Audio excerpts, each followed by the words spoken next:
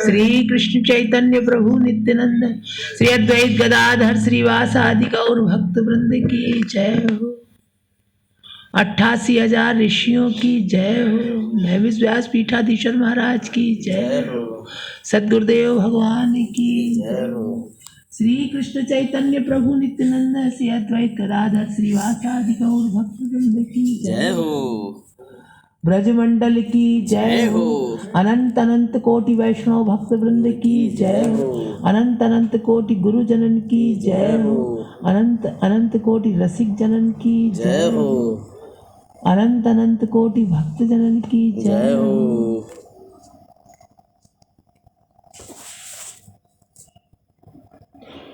समस्त जय बोलने वालों की जय हो। और जय बुलवाने वाले की सदाई जय हो। जितने जय बोल रहे हो सब की जय हो। सब बिखर जाओ। हाँ, सब बिखर जाओ, तैनात हो जाओ। नानक जी कहते थे सब जगह वृंदावन बना दो जहाँ जाओ।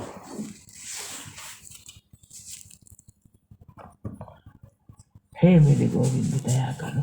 जय हो।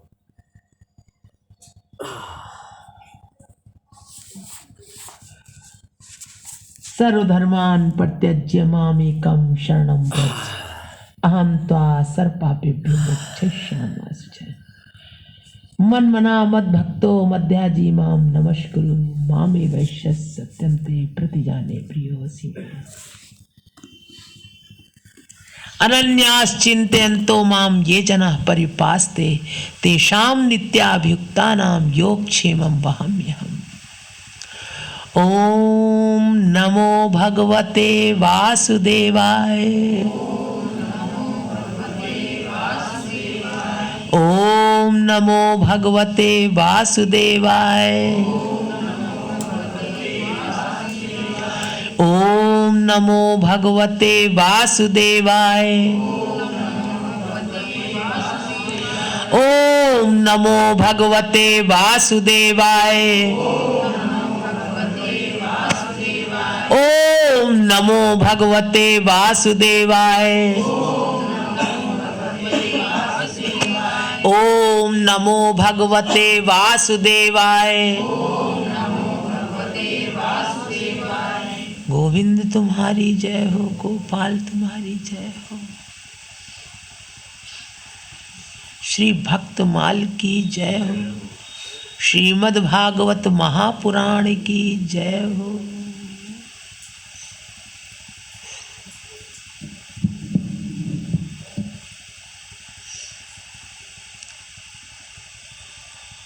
महाप्रभु चैतन्य, उनके जितने परिकर, श्री श्री नरोत्तम दास जी ठाकुर, व्यक्त अव्यक्त समस्त वैष्णव भक्त वृंद, समस्त शक्ति, सभी के चरणों में हमारा मस्तक झुका रहे सदा। आप सभी के चरणों की धूल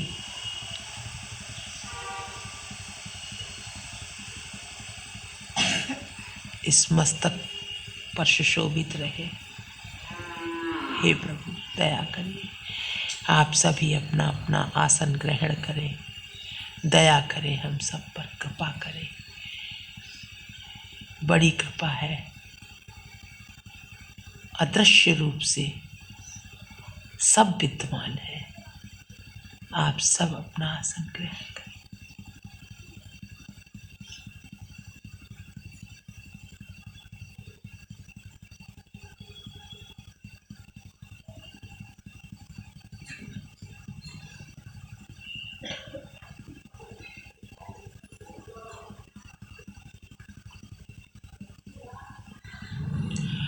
आज का प्रसंग है भक्ति पथ में विगति।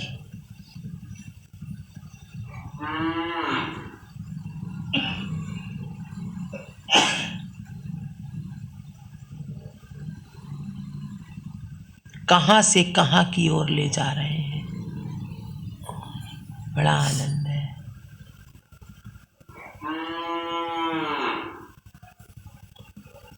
कह रहे असत क्रिया कुटिनाटी छाड़ो अन्य परिपाटी, अन्य देवे ना करी हो रीति, अन्य देवे ना करी हो रति, और आपन आपन स्थाने विपरीति, सभाए टाने भक्ति पथे पड़े विगति। कह रहे श्री ठाकुर महाशय त्रिपदी में भक्ति पथ या भजन के कुछ ऐसे अनर्थों का, भजन के अनर्थ। तुम सब बेटा थोड़ा सा आगे आ जाओ, और पीछे और भी लोग बैठ जाएंगे आके। हाँ बहुत जगह और आ जाओ आगे, नहीं वहाँ ठंडक में बैठे रहते। हमको घर पे जाके इन सब का याद आती, कैसे बैठे त्रिपाल के नीचे। भगवान ने खैर त्रिपाल छा दिया, लेकिन फिर भी और आगे आ जाओ। पीछे वालों की परवाह करोगे तो और आगे आ जाओगे। ऐसे अब देखो कितनी जगह हो गई। जगह है तो ठीक है, गर्मी है तो अपने चाहे से बैठो, थोड़े लोग बैठो, थोड़ा सा वो लोग भी सब बैठ जाए। देख लो इसको, वो बैठा पेड़ के नीचे। दीदी सही बताएं, हमने अपने आप को इतना कमजोर कर लिया कि ना सर्दी सही जाती है ना गर्मी सही जाती। ये तो सच है बेटा। और बात मानते नहीं है गोविंद की। आत्मबल जहाँ होता है शरीर। गोविंद ने जो गीता कही है 17वें अध्याय में 3 प्रकार का भोजन बताया है। लवण आता है राजसिक भोजन में, कामनाएं उत्पन्न करता है। जब जब सात्विक बनने की इच्छा हो, लवण छोड़ दो। भगवान ने सात्विक में रस भरे भोजनों का किया है। जिसकी इच्छा हो छोड़ दो, नहीं इच्छा है मत छोड़ो। स्पष्ट है, कन्हैया ने सुना दिया गीता। तो कहा कि श्री ठाकुर महाशय स्त्रीपदी में भक्ति पथ या भजन के कुछ ऐसे अनर्थों का उल्लेख कर रहे हैं जो सहज में साधक के बुद्धि गोचर होना नहीं चाहते। ऐसे अनर्थ हैं जो बड़ी सरलता से साधक के क्या कहा बुद्धि गोचर होना नहीं चाहते। जो हम कहते हैं ना कि बड़े सूक्ष्म रूप से आ जाते हैं, तो उसकी बुद्धि में नहीं समझ पाता। वो बुद्धि कितनी बुद्धि लगाएगा, वो जो बाधाएं हैं वो समझ नहीं पाता है। कह रहे सहज में साधक के बुद्धि गोचर होना नहीं चाहते। क्या नहीं होना चाहते? कन्हैया बुद्धि गोचर क्या नहीं होना चाहते? प्रकाशित नहीं होना, अनर्थ। ऐसे भजन में अनर्थ है, बाधा है कि वो साधारण तरीके से, नरोत्तम दास जी कह रहे हैं कि सहज तरीके से बुद्धि, यानी मनुष्य अपने को ये नहीं समझ पाता है कि अरे ये अपराध हो रहे हैं। बुद्धि जो लगा रहा है उसके सामने अपराध उसको दिखाई नहीं देता, उसके सामने हाँ उसको अपराध नहीं, मतलब नहीं दिखाई दे पा रहे हैं। वो ये सोचता है हम तो बिल्कुल सही पथ पर चल रहे हैं। उसने जितना रास्ता देखा उतना वो जान रहा है। इसका ये अर्थ है बुद्धि गोचर होना नहीं चाहते, वो अनर्थ। अब दीदी की क्या अवस्था है, जो नॉर्मल जीवन जी रहा है उसको क्या पता कि क्या लीला चल रही है दीदी के साथ में आंतरिक। वो अनर्थ जो है ऐसे भजन पथ पे बाधक हैं कि वो कह रहे सहज में कि आराम से समझ में आ जाए, जब तक कृपा नहीं होगी भगवान की, प्रार्थना नहीं होगी, जब तक रोएगा नहीं, गिड़गिड़ाएगा नहीं। सच है ये, बिल्कुल सही है। रोएगा, गिड़गिड़ाएगा, तड़फेगा, आहें भरेगा, तब उसी आहों में आनंद मिलेगा। ये सच है बेटा। तब उसको वो बुद्धि गोचर। जय भगवान की। बेटा अंदर आ जाओ, यहाँ कुर्सी पड़ी है, अंदर बैठ जाओ आके, बहुत ठंडक है। आ जाओ बेटा, आ जाओ, पड़ी कुर्सी, आ जाओ, ये है पीछे बैठे हैं भैया, बैठे हैं, बैठ जाइए। आप बैठो, हमसे तुलना ना करो, हमसे करोगे तो पड़ जाओगे बीमार। ठीक है, हम तो बहुत कुछ छोड़े पड़े हैं। हम भी सारा दिन ऐसा घूमते नहीं, आपने हमारी तरफ इशारा किया ना, तो हमसे तुलना मत करो। अपने नहीं, बिल्कुल नहीं, कभी भी किसी से तुलना नहीं करनी चाहिए। नहीं कर रहे हैं, सब लोग अब आएंगे, अपनी आ जाओ, आगे पीछे आ जाओ। सर्दी नहीं। और दीदी आप अंदर बैठो, कहे ना पड़े। अब कोई वो वहां बारात में तो आए नहीं हो, समय बर्बाद हो जाता है। दीदी पहलवानी दूसरे को देख कर नहीं करनी चाहिए। अब वो बेचारे भैया अभी आए हैं, उनको नहीं पता है, इसलिए उनसे हमको कहना पड़ा कि बेटा अंदर आ जाओ। सही बात दीदी, जो नहीं अभी वाकिफ है तो बताया जाएगा उसको, है अब वो नहीं जानते, कितना समय बर्बाद हो जाता है इसमें। तो जो एक तार टूट जाता है ना, फिर वो जल्दी फिर नहीं आता। हमारी इच्छा दीदी एक सफेद कलर का बोर्ड लगा दिया जाए, उसमें आवश्यक सूचना उसमें दे दी। हाँ, जो उसमें पढ़ लेगा ना, तो सीधे उसको फॉलो कर लेगा। हाँ बिल्कुल सही बात है। कल यहाँ पे लगा जय हो। एक चार्ट नहीं आता वो व्हाइट कलर का पन्ना, बड़ा वाला चार्ट, उसमें लगा, बड़ी बड़ी लाइन से लिख के, क्योंकि बीच में बोलना पड़ता है ना।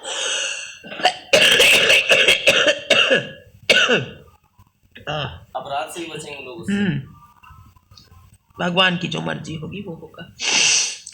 तो कह रहे हैं कि श्री ठाकुर महाशय इस त्रिपदी में भक्ति पथ या भजन के कुछ ऐसे अनर्थों का उल्लेख कर रहे हैं जो हमारे भक्ति पथ पर, पथ माने तो जानते, मार्ग, रास्ता, भक्ति मार्ग, भक्ति मार्ग में जो ऐसे अनर्थ हैं, उनका कुछ उल्लेख कर रहे हैं और अनर्थों ही की बात चल रही है। अभी देखिए पीछे भी सब अनर्थ ही अनर्थ थे। काम था, सब थे काम के रूप, यही सब बाधक है हमारे भजन में। अनर्थ कह रहे जो सहज में साधक के बुद्धि गोचर होना नहीं चाहते। अब ये कैसी उल्टी बात कर, उल्टी तरफ से ले रहे हैं कि वो अनर्थ नहीं होना चाहते, बुद्धि में नहीं आना चाहते जीव के, क्योंकि परमात्मा प्रकाशित नहीं है। प्रकाशित है नहीं। भगवान ने कहा 7वें अध्याय में कि मैं हर किसी के सामने प्रकाशित होता नहीं। अब होगा कैसे, महाजनों को संग नहीं मिला इसलिए। तो कह रहे हैं कि जो सहज में साधक के बुद्धि गोचर होना नहीं चाहते, किंतु कार्यतः भक्ति पथ पर अग्रसर होना रुद्ध कर देते। कार्यतः कह रहे कि कार्य में, कह रहे कार्यतः भक्ति पथ पर अग्रसर होना रुद्ध कर देते। मतलब वो भक्ति पथ पर जो जीव है कार्य ये करते हैं, मतलब वो कार्य क्या करते हैं, रुकावट पैदा कर देते हैं भक्ति पथ पर, जबकि बुद्धि गोचर भी नहीं हो रहे हैं, सामने प्रकट भी नहीं हो रहे हैं वो अपराध, लेकिन उनका परिणाम क्या होता है, प्रभाव क्या पड़ता है उनका कि भजन रुक जाता है साधक का। लेकिन साधक नहीं समझ पाता कि मेरा भजन क्यों रुक गया। उसको रुका हुआ समझ ही में नहीं आता कि मेरा भजन रुका है, क्योंकि शरीर से तो चल ही रहा है और आत्मचिंतन अभी हुआ नहीं, तो वो समझ पाता नहीं। पहले कहते हैं असत क्रिया कुटिनाटी छाड़ो अन्य परिपाटी। प्रेम लाभ करने के इच्छुक भक्ति साधकों को, प्रेम लाभ करने के, जो प्रेम चाहते हैं भगवान का, इच्छुक साधकों को असत क्रिया कुटिनाटी और अन्यान्य परिपाटियां त्यागनी होंगी सबसे पहले। इसलिए कृष्णेतर जागो, कृष्णेतर सब छोड़ना पड़ेगा। इससे देश उससे देश, है ना, निर्मल नहीं होंगे तो निर्मल होना। यहां ये हो गया, ये हमारा कुल, ये हमारा परिवार है, ये फलाने हैं, ढिमाके हैं, ऐसा करो वैसा करो, ये हमारे बच्चे हैं, ये हमारे, मतलब ये तेरा है, ये मेरा है, बहुत कुछ हम लोग तो सब इसी में जी रहे हैं। या तो प्रेम प्राप्त कर लो, ये तो दीदी ऐसा हो जाए क्या, ऐसा हो जाए क्या, ऐसा हो जाए क्या, ये मंगवा लो, ये करवा लो, ऐसे ही हम लोग सोचते हैं ये हो जाए, ये हो जाए, दीदी ऐसा हो जाएगा, ऐसे हो जाएगा, ऐसे ही करवा लो, नहीं मिलेगा। नहीं नहीं, वो ऐसे ही रहेगा। अभी जब तक ये ठंडक रहेगी ना, तो ये जुकाम ऐसा बना रहेगा। तो कह रहे हैं असत क्रिया के इच्छुक भक्त साधकों को असत क्रिया कुटिनाटी और अन्यान्य परिपाटियां, अन्यान्य परिपाटियां त्यागनी होंगी। मिथ्या भाषण, झूठ बोलना, निर्दय आचरण, आचरण में दया नहीं किसी के प्रति। हमारा कोई दुखी हो रहा है, भी ले रहा है, उसके बारे में भी कुछ अहित नहीं सोचना। कोई दुखी हो रहा है और हम अपने नियम कानून में लगे हैं, है ना।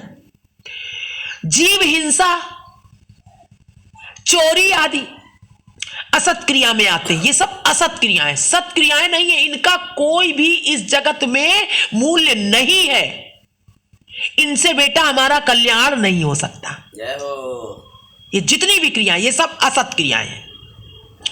ये असत क्रियाएं साधक जीवन में किस प्रकार प्रश्रय पाकर भक्ति विघातक अपराधों के रूप में प्रबल अंतरायों में परिणित होती है। विघातक अपराधों के रूप में प्रबल अंतरायों में परिणित होती हैं। इस विषय में हम कश्चित प्रकाश डालने की चेष्टा करते हैं। कैसे ये अंतराल में हमारे ये चली जाती, किस प्रकार से ये कार्य करने लगती हैं गुप्त रूप से, तो हम समझ नहीं पाते। कहने का तात्पर्य है छुपे रूप से आ जाती है और समझ नहीं पाते। भगवत भक्ति का मुख्य फल है भगवत प्रेम। भगवत भक्ति जो हम लोग चाहते हैं कि हम लोग भजन कर रहे हैं, जाप कर रहे हैं भगवान का। अब ये हम लोग सत्संग बैठ के कर रहे हैं, रोज आपस की हृदय की तारों को एक दूसरे से शेयर करते हैं, है ना, संभाषण करते हैं एक दूसरे से, अपने अनुभवों को जानना चाहते हैं। तो इसको कह रहे हैं कि ये भक्ति, भगवत भक्ति, ये भक्ति है। और इसका मुख्य फल क्या है? भगवत प्रेम, कि भगवान से प्रेम हमें मिले, भगवान से प्रेम हो जाए। भगवत प्रेम जो श्रवण कीर्तन आदि शुद्ध भक्ति याजन से, याजन कहते हैं सेवन, सेवन समझ लीजिए। तो कह रहे हैं श्रवण कीर्तन आदि, आदि लगा दिया, यानी नवदा भक्ति आ गई उसमें। जो श्रवण कीर्तन वंदन सब था ना, तो ये सारा श्रवण कीर्तन आदि शुद्ध भक्ति याजन से, शुद्ध भक्ति भगवान की जो शुद्ध भक्ति का सेवन करने से, कि अविद्या चित्त से, याजन से चित्त की अविद्या मलिनता नष्ट कर, तभी तो चित्त की मलिनता नष्ट होगी जब शुद्ध भक्ति होगी। श्रवण आदि हमारी चिंतन हमारा शुद्ध होगा जब। और सुसेवन आप अब यहां लाए हैं, क्योंकि सुसेवन बता चुके, तब आपको समझ में आएगा कि शुद्ध भक्ति क्या है, इंद्रियों का सुसेवन क्या है, ऋषिकेश का सुसेवन क्या है, समझ में आएगा ना। तो इसलिए अब शुद्ध भक्ति होगी ना उसकी जब सुसेवन करेगा। तो ये शुद्ध भक्ति याजन से चित्त की अविद्या मलिनता, अविद्या मलिनता, अज्ञानता, ऐसी मलिनता नष्ट कर भक्त के चित्त में समुदित होता है, भाव परिवर्तित हो जाता है, उसका शुद्ध चित्त होता है।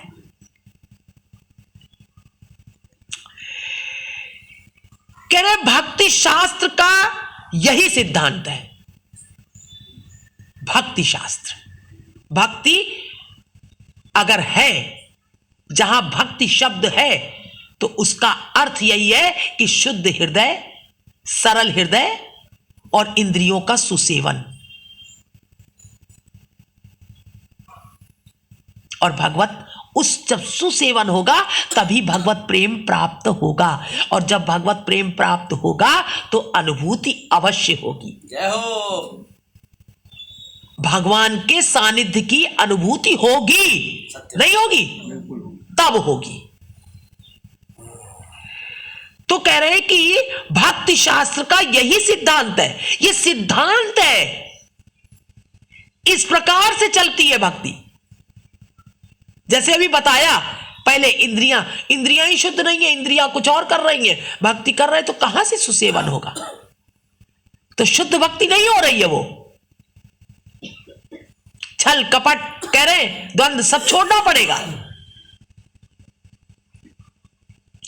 कुटनाटी छोड़ना पड़ेगा, कुटिलता छोड़ना पड़ेगा, निर्दयता छोड़ना पड़ेगा, हिंसा छोड़नी पड़ेगी। तो भाई जब इस स्थिति तक आता है ना जीव, तो छोड़नी नहीं पड़ती है, वो छूट जाती है। लेकिन ये बता दिया गया है कि वो छूटा हुआ हृदय होता है, वहां होता नहीं है कुछ भी, प्रयासरत रहना चाहिए। ये नहीं कि हम बिल्कुल, अरे अब तो हमारी इंद्रियां वश में हो गई, अब क्या मनमानी करने लगे।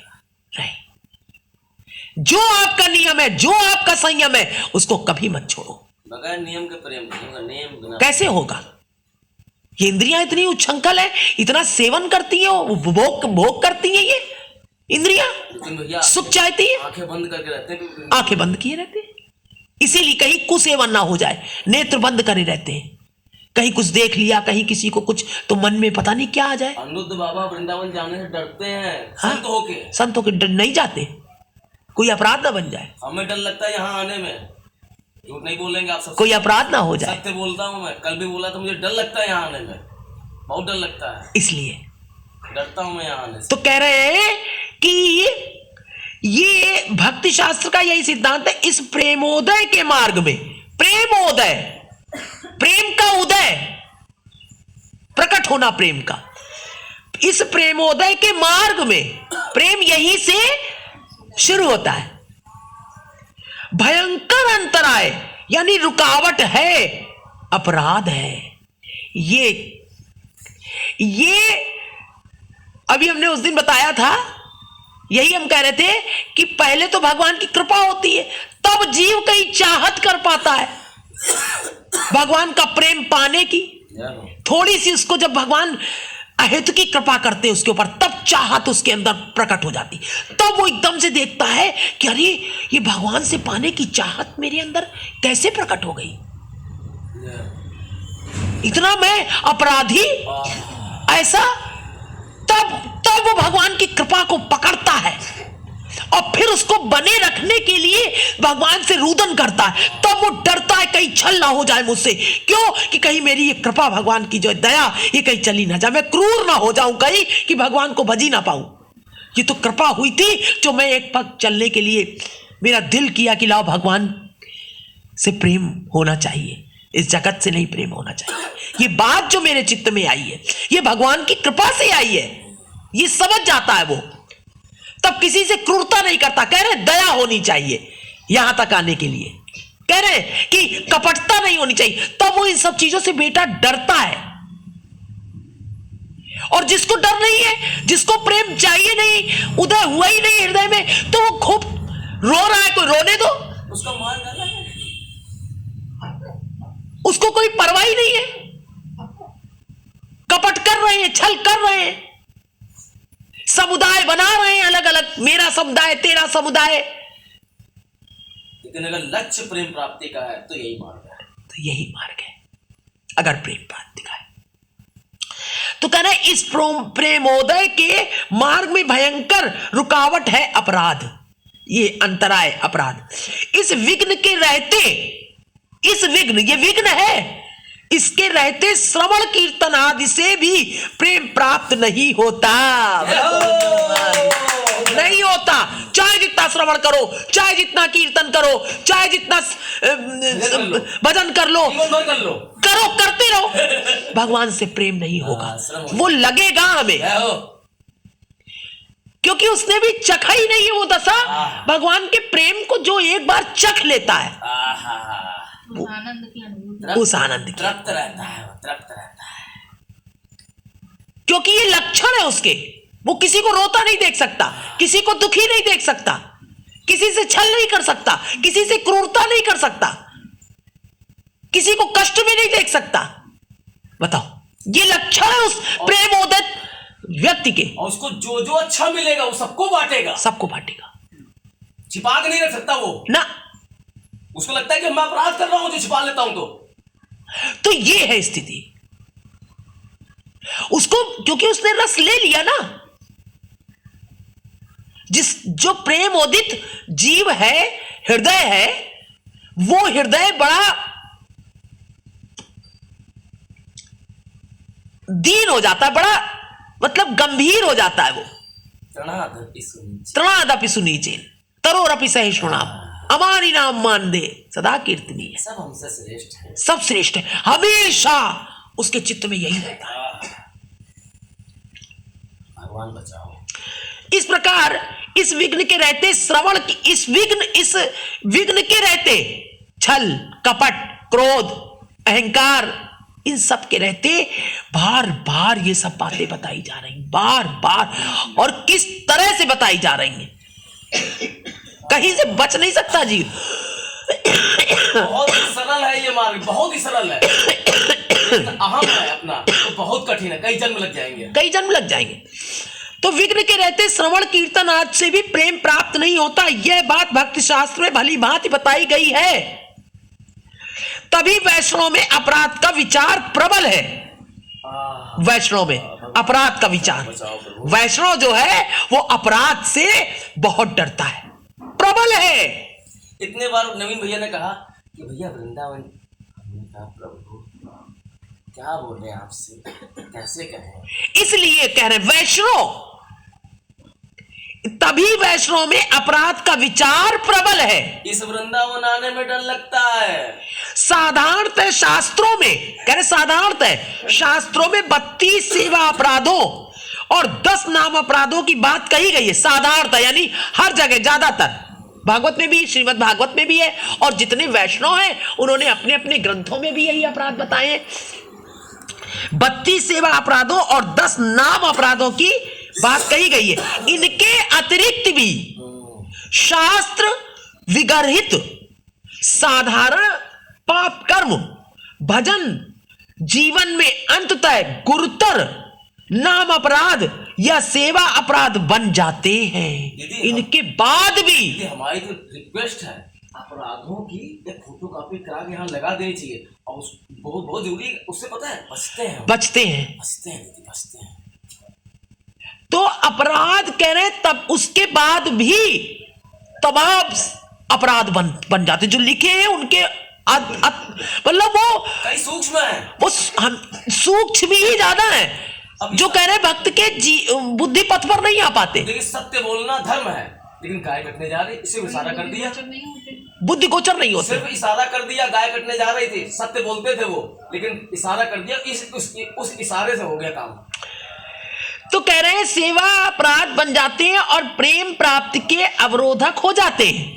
जबकि उन्होंने सत्य बोला, दीदी सत्य बोला, हाँ। गाय उधर जा रही है और पकड़ ली गई, काट डाली गई, अपराध बन गया बहुत बड़ा। तो इसके बड़े नियम हैं। इसका यह अर्थ है कि किसी को भी कष्ट ना पहुंचाना।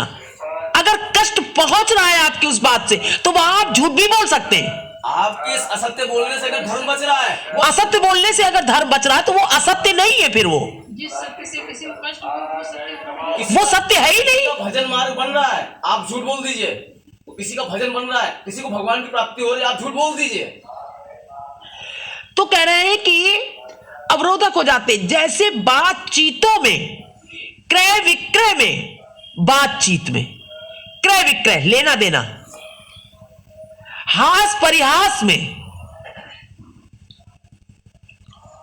क्रय विक्रय, जैसे बेचते हो खरीदते हैं, हास परिहास में। ऐसे ही अब लोग साधारण बातें करते रहते हैं। ऐसे ही हम कहते हैं ना, कोई चीज, अभी जैसे वो आई थी बगल में तुम्हारे, उदाहरण देते हैं, उसको भोजन दिया थाली में, उसने कहा तस्तरी सहित, हमने कहा ले जाओ बेटा, बोली कटोरी सहित तस्तरी सहित, हमने कहा नहीं, तस्तरी सहित नहीं, तस्तरी वापस, कटोरी। ये हास परिहास में हम कहते हैं हाँ ले जाओ। गलत भाषण हुआ ना? वो तो मौज है, समझ की कह भी सकते हैं। एक बात, गलत भाषण हुआ, हमने क्या कहा? नहीं, शब्द का बहुत अर्थ है, बहुत महत्व है इस जगत में। दिया तो वापस नहीं ले सकते। ऐसे कैसे हम कहते कि नहीं नहीं हाँ ले जाओ? ये हमारा विषय नहीं है। हंसी मजाक करना इस प्रकार का हमारा विषय नहीं है। हंसी मजाक नहीं दीदी, ये तो भाव है। अगर वो फिर बात आगे की है। अभी ये हास परिहास की व्याख्या बता रहे हैं। अच्छा, जैसे जैसे हास परिहास कैसे समझेंगे, जैसे साधारण भाषा में हम लोग बोलते रहते हैं ना, मजाक में बोलते हाँ कि ये ले जाए क्या, ये हाँ, मजाक में बोला तो नहीं देना। मतलब कि अपने को बहुत संयमित रखो। लेकिन अगर कोई गंभीरता से मांगता कि अब वो बात अलग है, वैष्णव है आपस में, वो उस हास परिहास का अर्थ समझते हैं, वहां आप हास परिहास कर ले आपस में, कोई बात नहीं है। वो तो एक आनंद है। लेकिन जहां नहीं, अभी उनको इसका ज्ञान नहीं है, सही बात, तो वहां पर वो शिक्षा नहीं जानी चाहिए कि फिर वो भी ऐसे ही करते रहेंगे, उसको उनका अर्थ पता नहीं। नहीं, जिससे इससे उनको पता चले कि एक एक शब्द का बहुत महत्व है इस जगत में। वो शब्द गूंजते हैं वायुमंडल में, उन्हीं का तो प्रभाव होता है। क्यों कोई संत कहीं रहता है, कोई क्यों उसके आसपास ऐसा वातावरण रहता है? क्यों? असत भाषा नहीं है दीदी। इसका मतलब ये हुआ कि जो साधक हैं, जो मालूम चल रहा है, उनको जो नहीं चल रहा है, क्योंकि उनका अपराध बन जाएगा, उनके साथ नहीं करना है। उनके साथ नहीं करना एक सवाल है, हाँ, उनमें तो कोई बात नहीं है। जय हो। ये कहने का अर्थ है। समझिएगा, बहुत गंभीरता का विषय चल रहा है। एक एक बात में बहुत गहराई है, क्योंकि अनर्थ हो जाता है, क्योंकि समझ कुछ और गए, कुछ और निकल जाता है उसका। तो कह रहे हैं कि क्रय विक्रय में, हास परिहास में, मुक्त भाव से असत्य बोलना, मुक्त भाव से, कुछ भी विचारा नहीं, मुक्त भाव से जो मन में आया बोल दिया।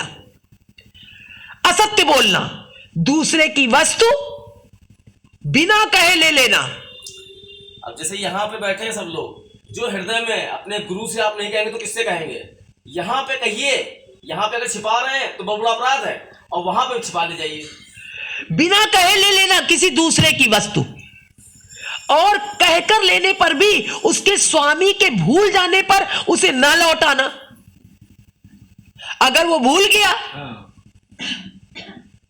तो फिर हम भी बैठे रखे हैं।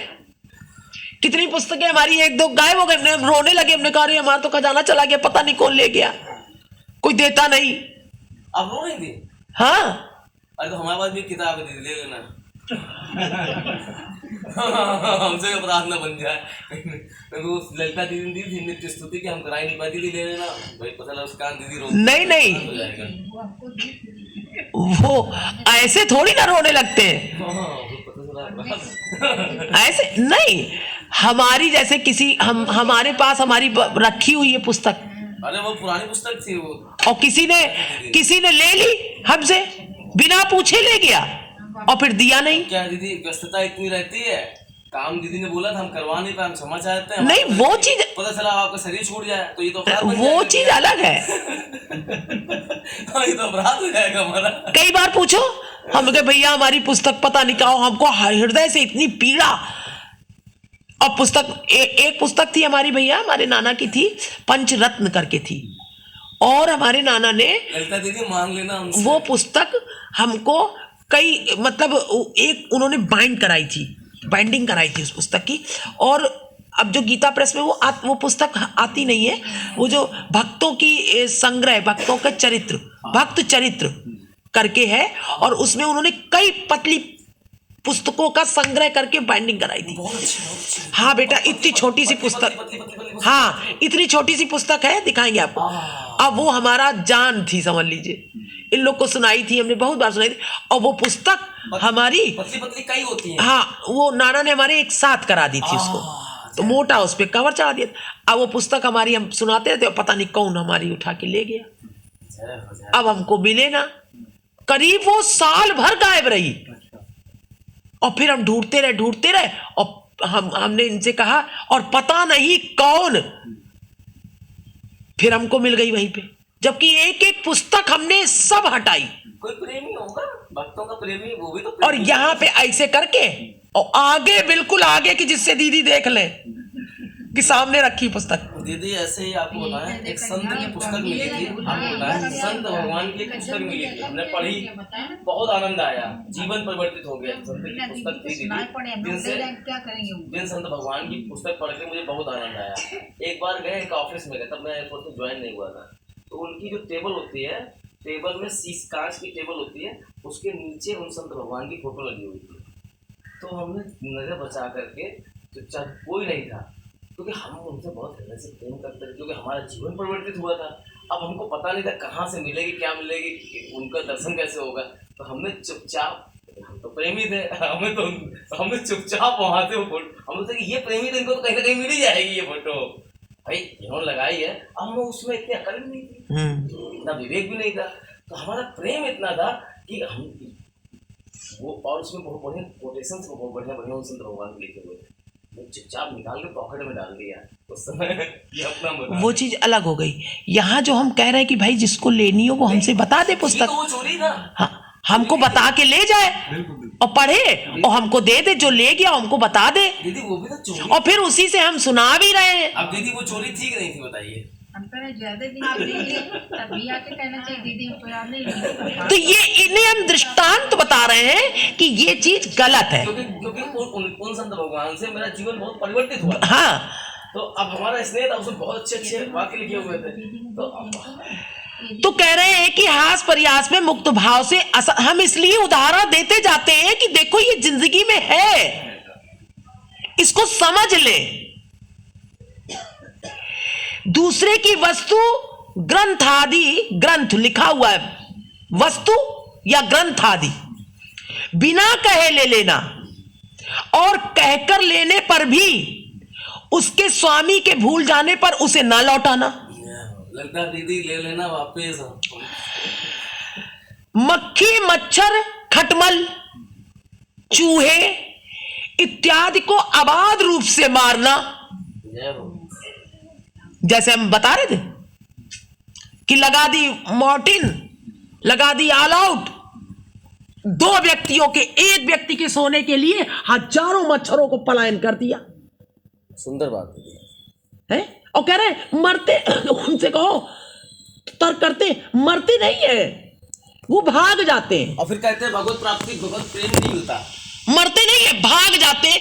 तो इनसे पूछो कि ये भाग कैसे जाते, भागते क्यों है। हमारे अभिदानु भी लाया था एक वो, अब उसको भी इतना नहीं सोच पा रहा था, इतनी बड़ी वो एक अगरबत्ती ऐसी आती बेटा, ले आया। हमने कहा ये अगरबत्ती बड़ी बहुत बड़ी है भगवान की, कौन लाया अगरबत्ती। कहता भगवान की नहीं है। हमने किसकी है, मच्छर की। हमने अच्छा तो इसको क्या करोगे, कल उसको जलाएंगे। हमने फिर कल मच्छर भाग जाएंगे। हमने कहा भाग जाएंगे, भागने की नौबत कब आएगी उनको, क्योंकि उनका दम घुटता है, उनको तकलीफ होती। कोई भागता कब है, परेशान होके बेटा भागता है ना। हम भागे, अभी गैस प्लांट हुआ था भोपाल में जब, तो भागे तो लोग, कुछ मर गए कुछ। तो मनुष्य क्या देखता है, देखो वो बड़ा खुश होता है, देख कैसे भाग रहे हैं, देखा देखा कैसे भाग रहे हैं। अरे उनसे पूछो कैसे तड़फ रहे हैं। और उसका कारण क्या है दीदी, उसका कारण है हमारा तामसिक स्वभाव, राजसिक स्वभाव। हम सात्विक स्वभाव में आए ही अपने इंद्रियों के सुख के कारण। बिल्कुल सही बात है कि हमें सुख, हम रात में चैन से सो जाए, अरे मच्छरदानी लगाओ ना, सबसे अच्छी वही रहती है मच्छर। किसी का अपराध भी नहीं होगा, और उनको जहां जाना होगा चले जाएंगे। प्रेम मार्गी संत तो दीदी ऐसे है कि शरीर में अगर कीड़े पड़ रहे हैं, गिर गए कीड़े, उठा लिया, वापस डाल लेते हैं। क्यों, वृंदावन में श्यामानंद जी क्या करते थे, मटका ले जाते ले जाते यमुना जी से सेवा करते थे। और सेवा बेटा करते थे, उनके यहाँ पर वो हो गया था, घाव हो गया था, उसमें कीड़े पड़े थे। जब राधा रानी प्रकट हुई है, ललिता सखी देखा, कर लगे अरे आपके तो कीड़े पड़ गए। तो ऐसे झुके वो, तो एक कीड़ा नीचे गिर गया, उन्होंने उठा कर, अरे कहाँ जा रहा है रे, तू खाएगा क्या, खाएगा क्या, आजा बैठ जा यहीं पे। ये मार्ग विचित्र है। तो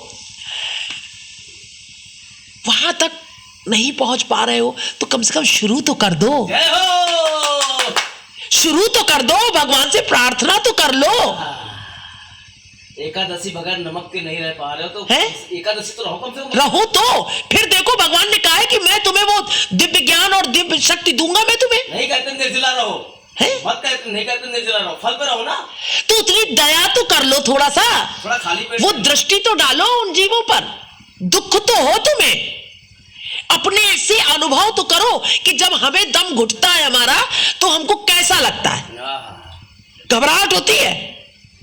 तभी वो कह रहे मक्खी, मच्छर, खटमल, चूहे इत्यादि को अबाध रूप से मारना, लोगों के प्रति आदान प्रदान आदि व्यवहार में रूखे बोल बोलना,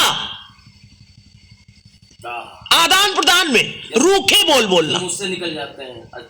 हाँ कई बार निकलते हैं, तेजी में निकल जाते हैं और बाद में फिर कष्ट होता। अरे हमको यही बात धीरे से कह देते।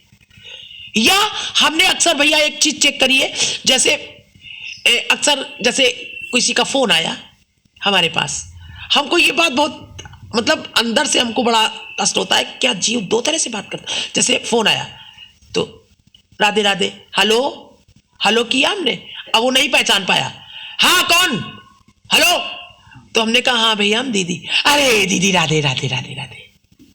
इसका मतलब है कि आप सबसे इसी तरह बात करते हैं, आपका आंतरिक स्वरूप यही है। जय हो, सहज स्वभाव में रहना चाहिए।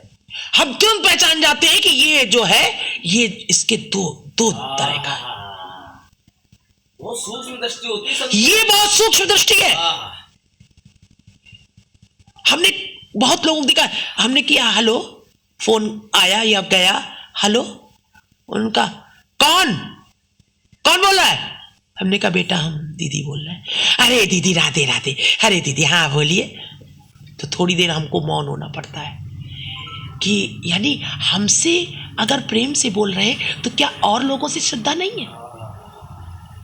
आप बताइए, समदृष्टि होनी चाहिए ना। इसीलिए संत छिपा लेते अपने आप को, केवल एक हमारे प्रति श्रद्धा है। तो जैसे हमसे अरे दीदी राधे, तो ऐसे भी तो पूछा जा सकता है, हाँ भैया कौन बोल रहा है, कोमलवाणी, इसका मतलब है आपके अंदर कहीं क्रूरता है। और दीदी ये बिल्कुल सत्य है, जो सबसे प्रेम नहीं करेगा वो परमात्मा के प्रेम का अधिकारी कभी बन नहीं सकता। हमारा कभी ऐसे नंबर आते रहते, हाँ बेटा कौन, हम बेटा समझ नहीं पा रहे हैं, या कोई और होगा अपने में दीदी हम बोल रहे हैं, तो हम उसी तरह हमारा भाषण होता रहता है, ये पलटती नहीं है। यानी जिसका किसी से कुछ, किसी से कुछ, किसी से कुछ, जो सब भाषण में, ये हमने उदाहरण दिया है, आपको समझ नहीं पाओगे आप ना कि क्या बताया जा रहा है। कह रहे हैं कि आदान प्रदान आदि व्यवहार में रूखे बोलना, रूखे बोलना। मैं बता रहा हूँ आपको, कल का एक अनुभव बहुत सुंदर, आपको बहुत सुकून। कल मैंने बोल दिया था कि मैं नहीं आऊंगा, बोल दिया था ना, लेकिन भैया ने कहा तुम क्या नहीं आओगे, तुम लाए जाओगे। आज का बता रहा हूँ, आज सुबह गाड़ी खराब हो गई थी और आज मैं दौड़ता हुआ आया। बता, हमने भी तो यही कहा था कि ना तुम आते हो ना तुम जाते हो। ये तो तुम समझ रहे हो ना कि हम आते हैं और चले जाते हैं, और तुम आए भी थे तो भेजे गए थे। जय हो। किसी ने पाती थोड़ी ना भेजी थी, उसने भेजी थी पाती। चली जब पाती चलेगी तब जीव आएगा। दीदी इसीलिए मैं कहता हूँ, जब तक आप सबके सामने ये पिंड विराजमान है तो वैसे जीना सीख जाओ जैसे जी रही है, बाद में सिर्फ रोगे, आंसू बहाओगे। तो ये है, हम न जाते हैं कहीं ना आते हैं। अरे भाई हम सब कठपुतली हैं, जितने पग धरवाएगा वो उतने पग धरेंगे। अब उसमें चाहे मनमानी कर लो और चाहे कुछ भी कर लो, जितना इसमें अंदर खवाएगा उतना खाओगे। अब इसमें चाहे शुद्ध भोजन कर लो और चाहे इसमें मांस मदिरा और धू करके इसको अग्नि फूको, इसमें चाहे एकादशी में निराहार रह लो, चाहे लपड़ करके जीवा का लपसी चाटो, जीवा का स्वाद लिया तो फिर भगवान को गए प्राप्त होगा। तो वो जितना कराएगा उतना करोगे, उसके अलावा नहीं कर पाओगे। नहीं कर पाओ, प्रार्थना करो, रोके मिलेगा। रूखे बोलना, ये निर्दय आचरण आदि करना, ये सब असत क्रियाएं हैं, ये सब असत क्रियाएं हैं।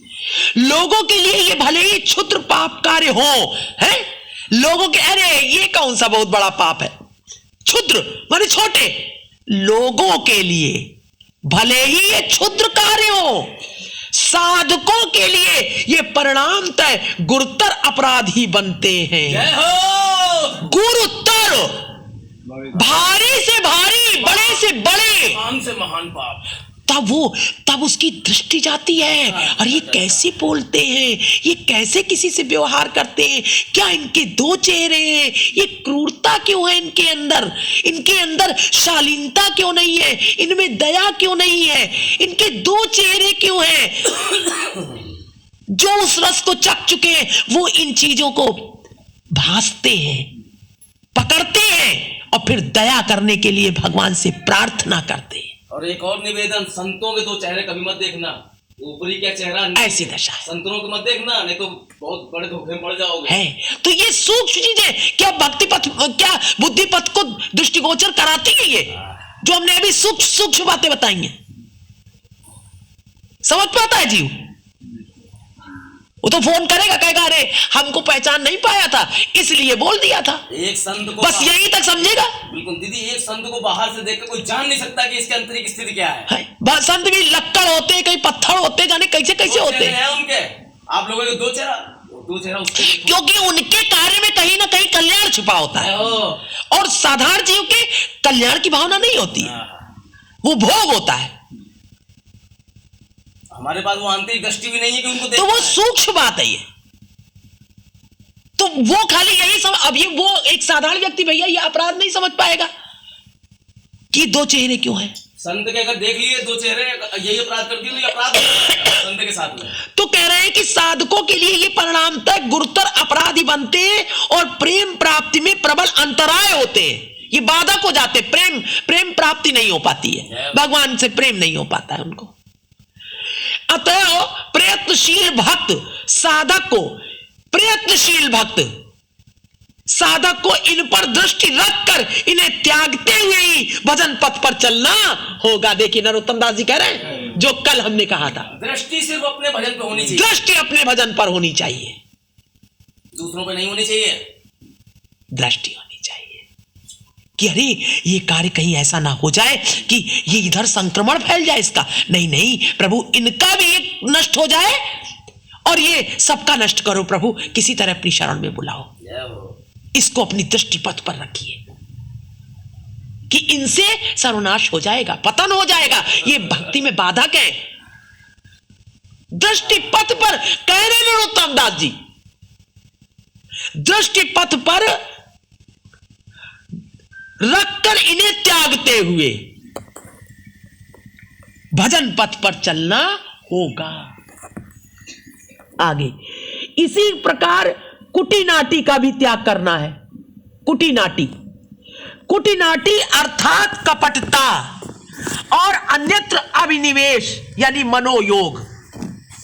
कपटता और मन का कहीं भी लगाओ और कहीं लगाओ, भगवान को छोड़ करके कृष्णेतर तमाम विषयों में। साधु गुरु वैष्णव और भगवान के प्रति बाहर से अर्चना आदि का प्रारंभ। साधु गुरु या वैष्णव और भगवान के प्रति बाहर से पूजा भाव का आरंभ का प्रारंभ भीतर हृदय में वैसी श्रद्धा या विश्वास का अभाव। ऊपर से पूजा चरणों पे भी गिर रहे हैं, प्रणाम भी कर रहे हैं, है ना, जो वो कह रहे हैं वो दिखाई दे रहा है कि हाँ ये, लेकिन अंदर से श्रद्धा नहीं है। श्रद्धा और विश्वास का अभाव, इसी को कपटता कहते हैं। ये कपट है। ऊपर से तो हम आपसे बहुत प्रेम कर रहे हैं, हाँ भैया ऐसा, भैया हाँ भैया, और अंदर हमारे श्रद्धा नहीं है। प्रेम कैसे होगा? नहीं होगा भैया।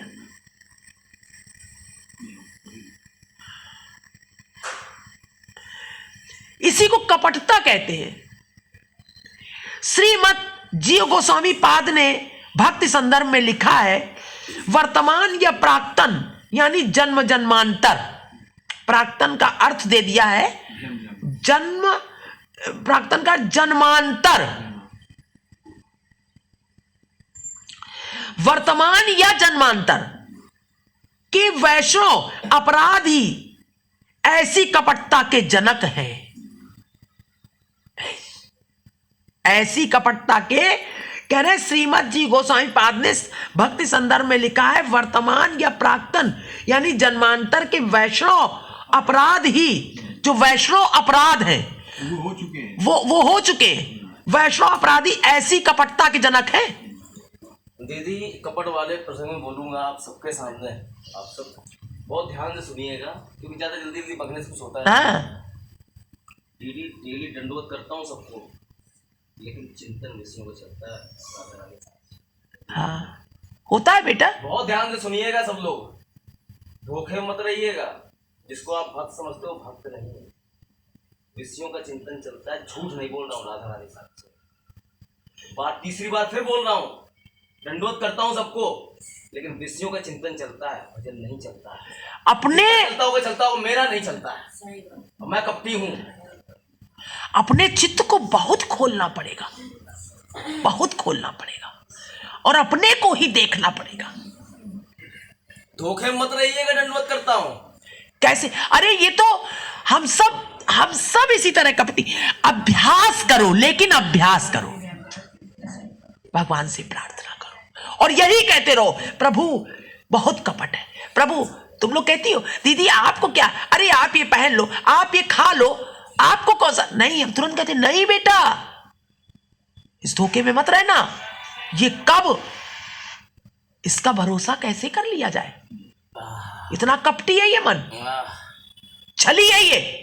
प्रभु आप बचाओ, बचाना है, राधा रानी बचा लो, भगवान से प्रार्थना करनी है, बहुत डरना है। आप संत भक्तजन सब बचा लो मुझको, जीवन मेरा बर्बाद हो जाएगा। तो कह रहे हैं वर्तमान या जन्मांतर के वैष्णव अपराधी ऐसी कपटता के जनक हैं। जिन्होंने कपटता ऐसी करी, उन वैष्णव ने तो अपराध बन गए उनसे, बड़े बड़े वैष्णव से। ये कपटता भक्ति का प्रबल अंतराय है, बाधक है भक्ति का। कपटता भक्ति का बहुत बड़ा बाधक है।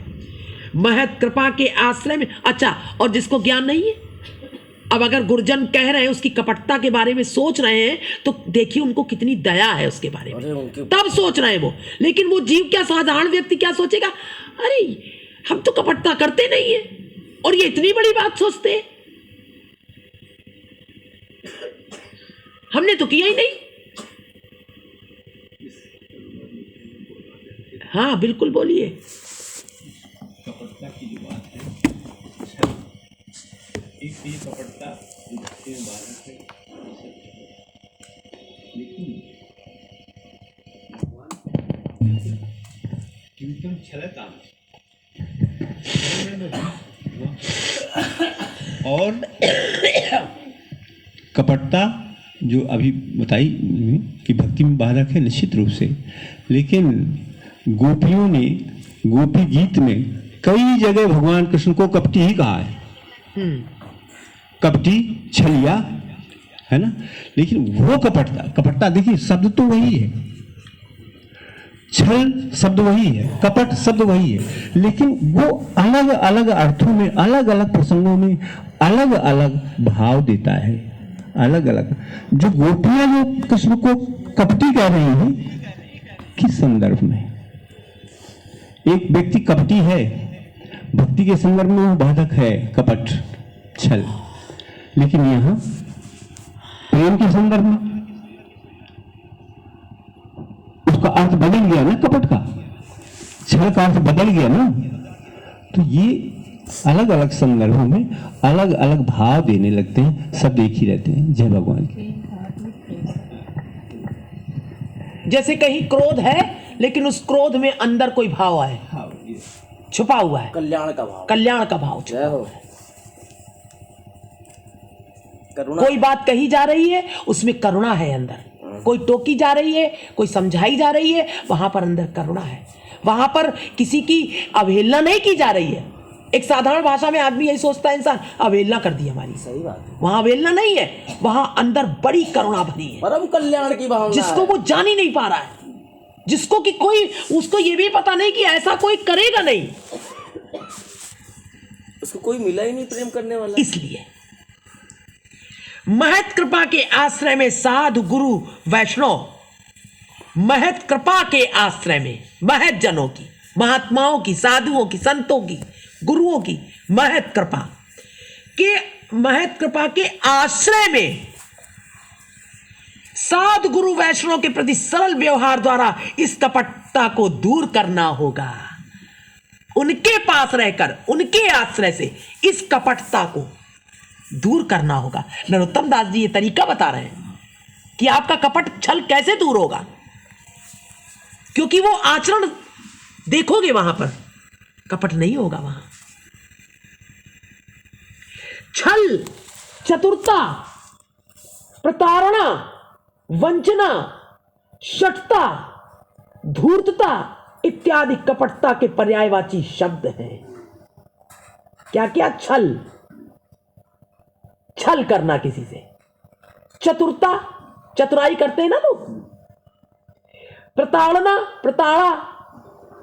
प्रताड़ित करते हैं, मतलब कोई उससे कोई गलती हुई तो उसको प्रताड़ित करना, बार बार प्रताड़ना। वंचना, किसी की अवहेलना करना। शठता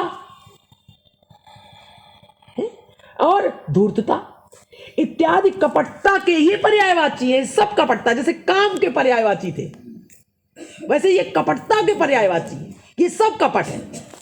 क्यों? हम कहते नहीं है सरल सरल बोलो ना, सही सही बोलो ना। अरे कोई थोड़ी देर के लिए नाराज हो जाएगा, हो जाएगा, लेकिन उसकी वो आदत तो संवर जाएगी, प्रेम तो प्राप्त हो जाएगा उसे, वो उसके दृष्टिगोचर तो आ जाए, दृष्टिगोचर तो हो जाएगी वो चीज, वो वस्तु, व्यक्ति, परिस्थिति, घटना।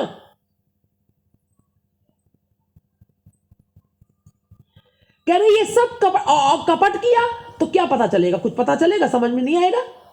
और यहां करने क्या आते हैं हम लोग? भगवान ने क्यों भेजा है हम सबको?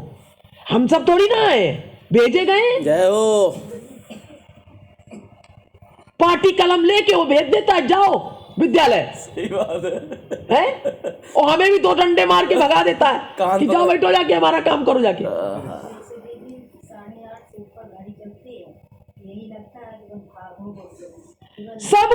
सबको सेवा के लिए भेजता है। चलो बैठो अब शुरू करो कल्याण का मार्ग, बहुत हो गया भुगतते भुगतते तुम लोगों को। जय हो। करुणा करुणा करुणा। हाँ सही, यही बात है। परम परम। वही उनको दया आती कि बहुत समय से पेरे जा रहे हो, अहेतु की कृपा है उसकी।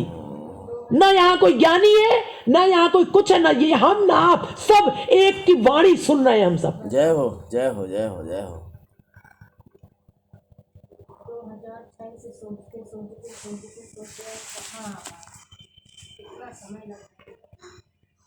कपट के विषय में गोस्वामी रामचरितमानस में बहुत सी लीलाएं देखना पड़ा।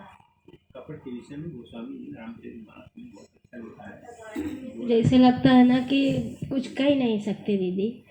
रात दिन सोचा करते थे कि कब गोविंद कृपा करोगे, कब कृपा करोगे, लेकिन उसकी सच है कि उसकी सच्चाई वही जानता उसकी है। दया नहीं होगी तो बगल से आप नहीं आ पाओगे, नहीं आ पाएंगे, सच सोचा और करते- दया हो जाएगी तो जाने कहाँ से आ जाओगे। वो अपना सुनाते रहते थे, हम सुना करते थे, लेकिन हमने मन से बस सोचा करते थे जय हो गोविंद। जय हो। भैया कुछ कहना चाहते हैं मानस का?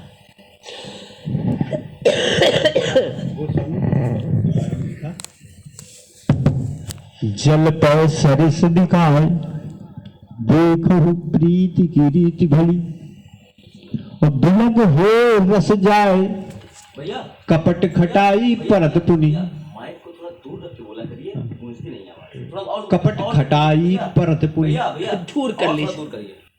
हलो हलो, बहुत जल्दी समझ में आएगा। आएगा दूर करिए दूर करिए। हलो हलो, कहा उन्होंने मानस में, फिर से सुनिए, मैं थोड़ा सा डिस्टर्ब हुआ। जल पय सरिस बिकाए, जल मानो दूध, दूध में पानी मिला दीजिए तो पानी उसी भाव से बिक जाता है जिस भाव से दूध बिकता है। जल पय सरिस बिकाए, देखो प्रीति की रीति भली, और बिलग हो रस जाए, जय हो। कपट खटाई परत पुनी। और उसमें अगर खटाई डाल दी जाए उस दूध में तो पानी अलग दूध अलग, रस अलग हो जाता है। तो एक तो कपट का स्वरूप ये है, एक तो कपट का स्वरूप ये है कि मित्रता में कपट नहीं हो सकता। अगर मित्रता है और आप कपट करने लगे तो अलग अलग हो जाएंगे, वो चल नहीं सकता मित्रता में। एक कपट ये है, कपट का स्वरूप अभी देखा। और एक कपट का स्वरूप ये है, प्रेम में कपट हो रहा है और बढ़ता जा रहा है प्रेम। भगवान कृष्ण और गोपियों में कपट, देखिए कपट शब्द आया था वहां, और कह रहे हैं कपटी छलिया, लेकिन क्या प्रेम घट रहा है कपट से? बताइए, बढ़ रहा है ना? तो कहां कपट प्रेम बढ़ाने वाला है और कहां कपट प्रेम घटाने वाला है? कपट तो वही, उसके स्वरूप अलग अलग है, अलग अलग। हर कुछ का सदुपयोग है। गुरु प्रणाम। दीदी दीदी इसी में कपट को जल्दी करने कुछ होगा नहीं। जैसे हम इंद्रियों का सेवन सुसेवन है, अगर हम सुसेवन में कपट करेंगे, वही आवाज बहुत है। तो इंद्रियों के सुसेवन में अगर ऋषिकेश नहीं सेवन होगा तो ये कपट है।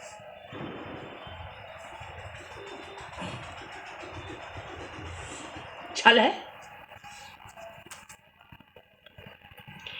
कह रहे हैं चतुरता, प्रताड़ना, वंचना, शठता, धूर्तता आदि कपटता के पर्यायवाची शब्द हैं। इनका श्री गुरु वैष्णव के लिए प्रयोग हो, इनका श्री गुरु और वैष्णव के लिए प्रयोग हो तो परिणाम में भयंकर अपराधजनक बन जाते हैं। पर ये सब उस प्रकार के व्यक्ति के मन में किसी प्रकार का अंताप भी नहीं आने देते। वो तो वरन ये सोचकर कि ठीक ही किया है बड़ा प्रसन्न होता है। अगर इसको गुरु वैष्णव किसी के प्रति किया जाता है तो कह रहे इस प्रकार का अनुताप भी नहीं आने देते। कह रहे मन में किसी प्रकार का अनुताप भी नहीं आने देते, और वो तो वरन ये सोचकर कि ठीक ही किया है बड़ा प्रसन्न होता है। इनका श्री गुरु वैष्णव के लिए प्रयोग हो तो परिणाम में भयंकर अपराधजनक बन जाते हैं। अगर इस कपटता का किसी गुरु के प्रति, किसी वैष्णव के प्रति अगर हो जाए अपराध, तो ये बहुत बड़े अपराध बन जाते हैं, यही छल कपट। और पर ये सब उस प्रकार के व्यक्ति के मन में किसी प्रकार का अनुताप भी नहीं आने देते, किस प्रकार की अनुताप भी, यानी उसको पश्चाताप भी नहीं होता है, गलती पता ही नहीं उसको, गलती पता ही नहीं है, किसको नहीं आने देते वो, तो वरन यह सोचकर कि ठीक ही किया, बड़ा प्रसन्न होता है, अच्छा किया, संतुष्ट रहता है, संतुष्ट रहता है, हाँ। कपट करके संतुष्ट रहता है। और अगर कहीं गुरु वैष्णव और भक्तों से कर दिया और फिर वो प्रसन्न है, तो फिर इसका बहुत कई जन्म तक चलता कई रहता है। जन्म तक भोगना पड़ता है उसको। हम्म। ये